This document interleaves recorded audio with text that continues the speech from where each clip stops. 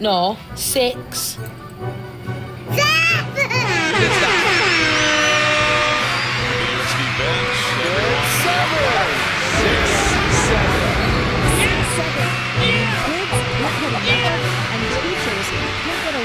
Six or seven shots, The viral sensation that's taking over the nation. It's two numbers placed together from a funny meme meant for chronically online NBA fans. But in a mere 11 months since the very first edit dropped, 6'7" has become a household phrase. Now, on this channel, I've investigated some serious topics. How civil politics robbed a city of its franchise, LA street gang conspiracies, education reform for underserved communities, and the list goes on. So why brain rot, you might be asking? Well, I might ask you back, what else in the NBA has broken through the mainstream like this? The average suburban mother prior to 2025, if you asked her about the NBA, would know LeBron James and maybe Steph Curry. But now, she knows something that was supposed to be nothing more than a niche internet meme. So how did we get here? Well, the answer involves linguistic theory, Tom Holland, Kim Kardashian, and Kai Cenat. This time on Kip Kama 11.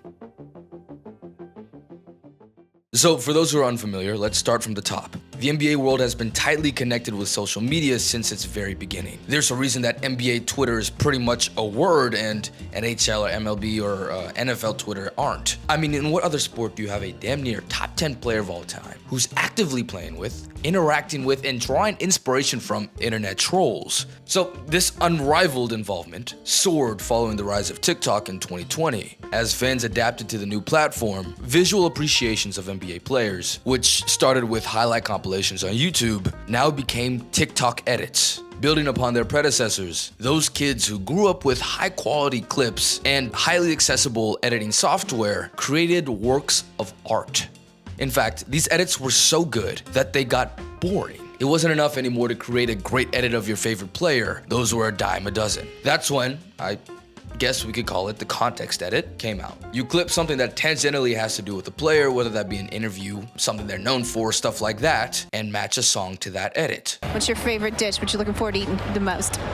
He trying to set me up. No matter what answer I give, social media gonna clown me. I'm a fat nigga, give me more chicken.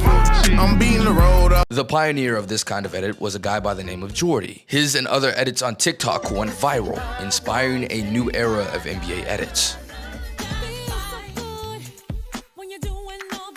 I made one myself about 2 years ago on Thanas Antetokounmpo. Now, at that time, in order to create an edit to stand out, you needed more than just regular schmegular context. Like everything in the TikTok world, after a month or two, that had went stale. This was the conundrum of the TikTok editor by the name of Hezi going into December of 2024. He had some great edits, but nothing was really taking to the TikTok algorithm. That is, until he found this clip from another editor, who from his bio seems to be still in middle school, and per the suggestion of one of his followers, remade the edit. He literally moves like somebody that's 6'1", 6'2", except he's 6'7". I just bit right on the highway.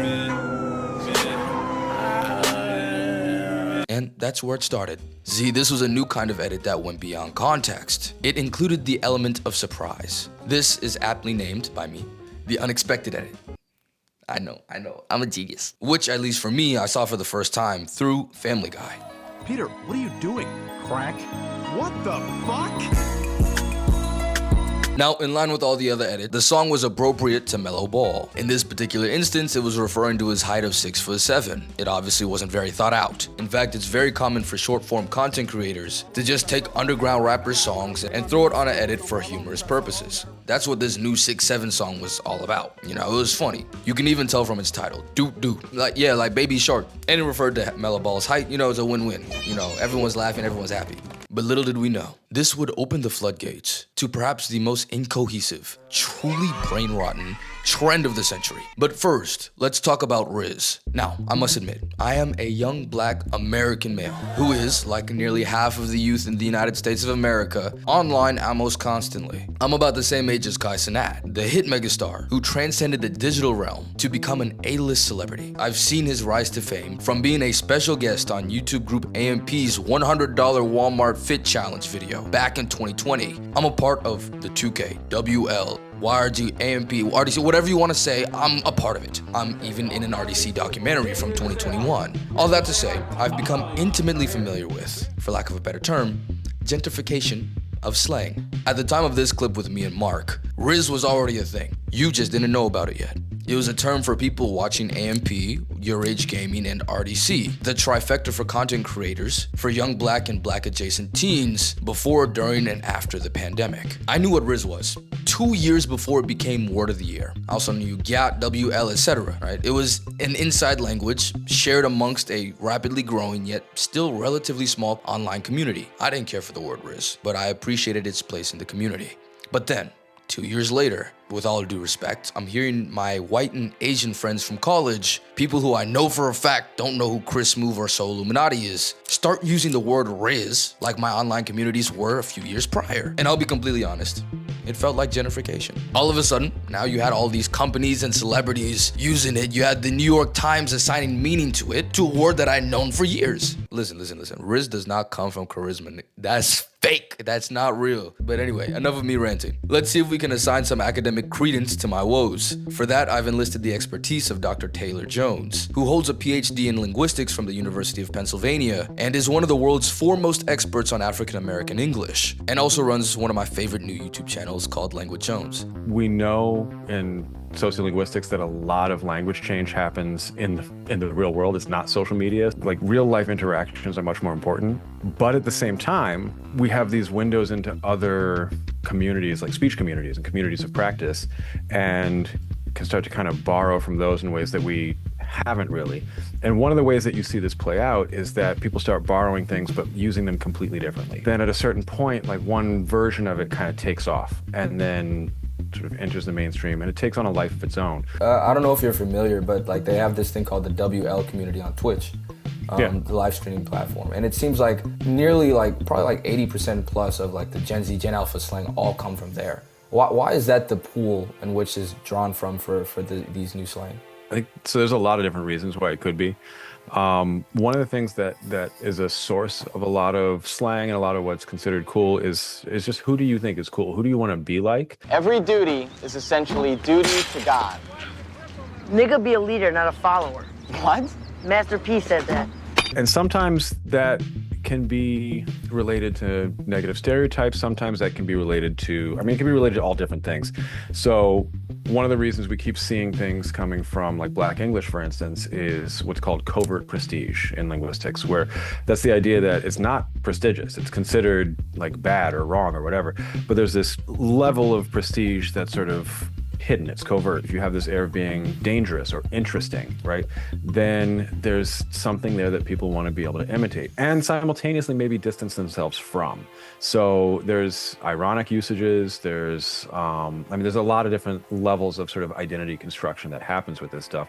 Now, you might be wondering, Kip, what does Riz and gentrification have to do with 6'7"? Well, my friends, we're getting there. Let's turn our attention now to New York's friendly neighborhood Spider-Man, that is Tom Holland. I have no Riz whatsoever. I have limited Riz. My brother Paddy has ultimate Riz. His confession here is undoubtedly what stamped Riz as an official word in the mainstream. But what makes something mainstream? How does an inside joke within an online community that's relatively small go literally global? Well, to find that out, let's head to 23rd Street and 5th Ave in New York City. But before we do that, a word from today's sponsor, Factor. So yeah, I recently moved to New York City in order to try and get better content for you guys. And sometimes when you're really grinding, it's hard for you to get a healthy, quick meal. With Factor, I'm able to get protein-packed meals sent to my door every week, which is huge because sometimes it'd be hard to get protein, man. Making it easier for me to do my job and, enjoying it at the same time. It's some good food, man. Like, real talk, this is actually fire right here. Like, this little sauce. Chef's kiss, man. You just gotta pop some in for 2 minutes and, you get a very healthy, very fresh meal. What I had here was the chili garlic salmon with peanut sauce. which is a part of Factor's Protein Plus plan, but there's plenty of other plans and hundreds of other meals that you can choose from. Head to factor75.com or click the link below and use code KIPFB50 to get 50% off your first Factor box plus free breakfast for 1 year. That's code KIPFB50 at factor75.com to get 50% off plus free breakfast for 1 year. Thanks to Factor for sponsoring this video. Alright, back to New York. It was at this spot where what could be considered the first ever modern brain rot term was thought to be popularized. 23, skidoo. 23 skidoo, a double-digit number, and a nonsense word starting with sk. History really does repeat itself. These terms developed independently of each other around the beginning of the 20th century, 23 allegedly coming from Charles Dickens' novel A Tale of Two Cities, where the protagonist is the 23rd person in line to be executed by guillotine. A lady calls out 23, and the main character is executed. A play based on Dickens' novel, called The Only Way, was made shortly after and hit New York City in 1899, 2 months after the play, all the way in Seattle. According to this article from the Seattle Post-Intelligencer, which has some ridiculous art under the humor section, I should add, people started saying 23 as a way to tell people to scram, basically. There are a bunch of conflicting stories on how this came to be, however. Some thought it was because of horse racing, others because of poker, and others still because of a Mexican scammer who was about to be deported in New Orleans. But they all generally agreed on the meaning. 23 meant that you was trying to get up out of there. Skidoo means the same thing. It's derived from, naturally, the word skedaddle, which is a word, by the way, from the Civil War era. It was used to describe boats and cars, briefly across the United States, to imply that a vehicle was capable of moving quick. Until the musical Little Johnny Jones came out in 1904, and one of the lead actors put the two words together for comedic effect, 23 skidoo. It took off from there, at least in 20th century terms, and it started appearing in a bunch of New York newspapers. Which then brings us back to 23rd Street. It was here next to the Flatiron Building, where scores of men would line up to see the wind from the vents over there blow up the skirts of women. Hey, they blowing me too. The police would have to come over and shoo them off, giving them what was called then the 23 skidoo.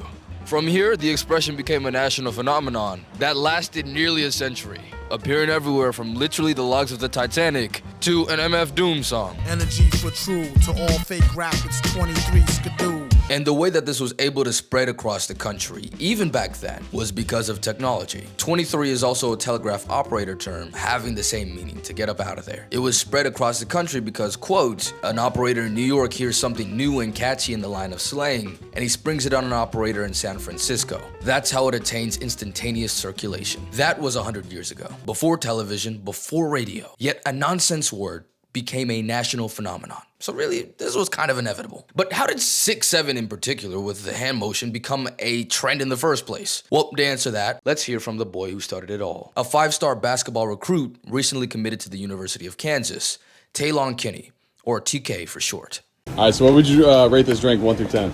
Like a 6,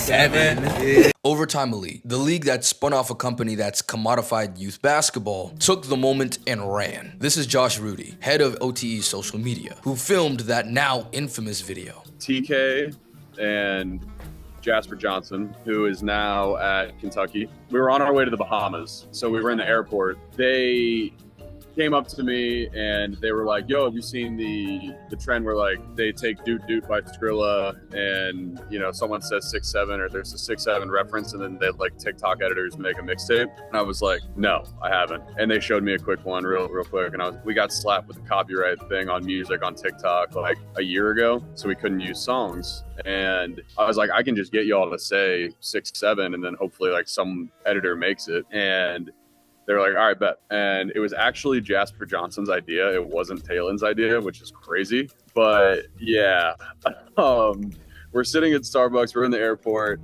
And I'm like, all right, just get a drink and I'll ask you guys to rate it. Yeah, you know, rate this drink out of 10. They look at each other. They say 6'7". We board the flight and we get back to the hotel in the Bahamas.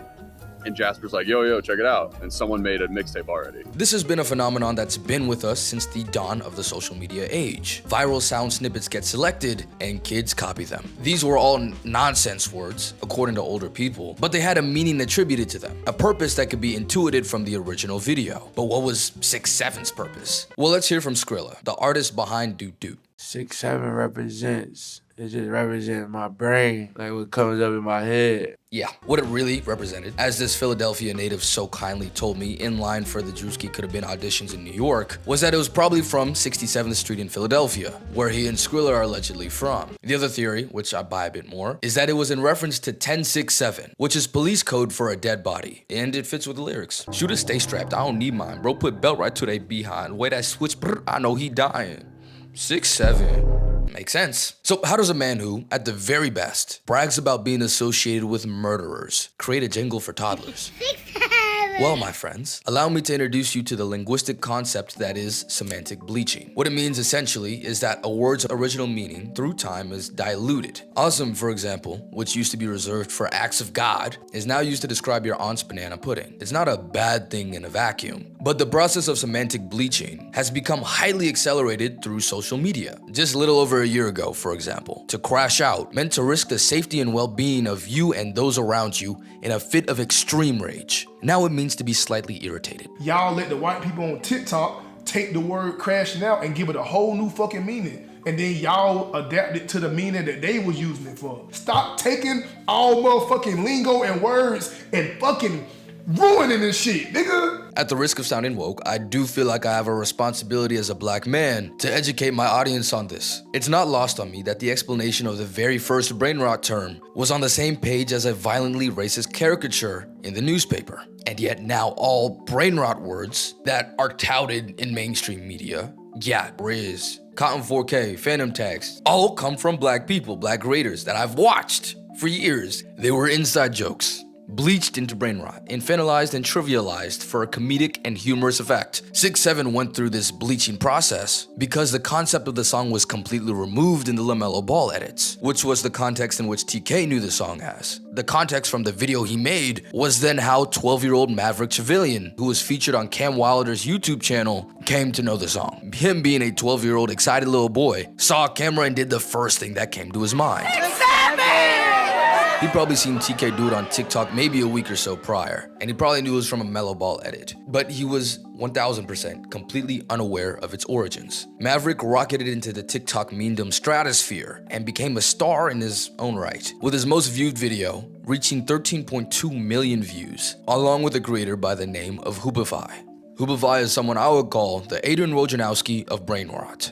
If you don't know who he is, this might jog your memory. Livy just convinced Baby Gronk to commit to LSU. Livy rizzed him up. Livy even hugged Baby Gronk. He might be the new Riz King. I found his content while I was researching. Who is this officer that never turns on his body cam? Who is this dog that is whining? Who had the better verse, Ellie Shaw or Not Claire? Who is this guy who is famished for a radish? This is the cat. Who is this?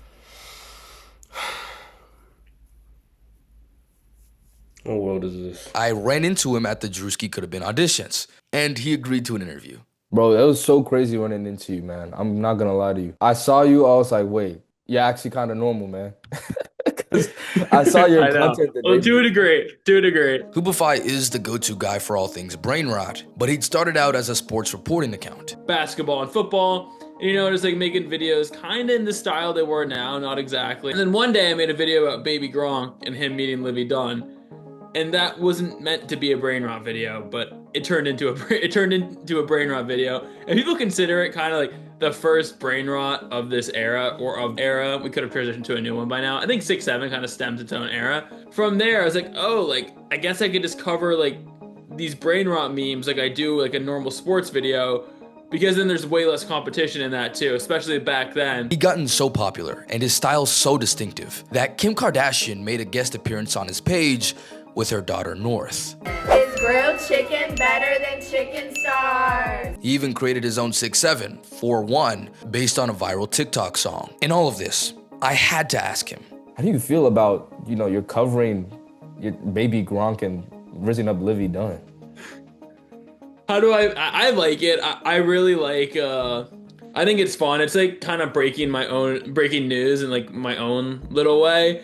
Hoopify isn't the only person to profit off of 6'7". TK, guided by OT, started a water bottle business called 6'7 Water. Typically, anytime that we do release them, they're not like always available. We do drops. For water? Yeah, for water. Okay. It's crazy, but like everyone's gonna buy it just because they, like they It's want limited. Yeah, it makes sense. right?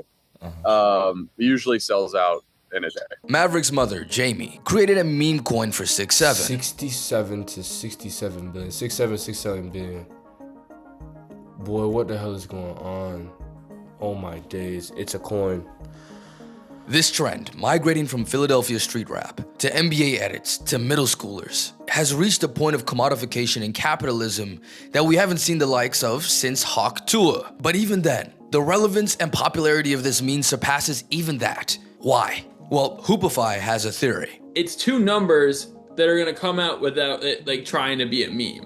Like it's very, very hard to kill it. I think for the rest of my life, at least my brain rot and mine, anytime I see the number 6'7", I'm gonna at least think of the meme. I just don't see how it dies. It's becoming to the point too now where it's like so unfunny, it's becoming funny again. So there's a chance we're just stuck with it. This new age that we're in means that basketball social media is more powerful than ever before. Perhaps the most powerful cultural force in the world. Why? Well, because it hosts the funny, cool, and most importantly, young men and women that drive the culture, the way that it's been for time immemorial. And because of this truly instantaneous communication that we now have all across the world, we can make streamers A-list celebrities and take inside jokes, memes, stupid edits to become foundational language for the youth that adults and corporations are desperate to capture. Thanks for watching.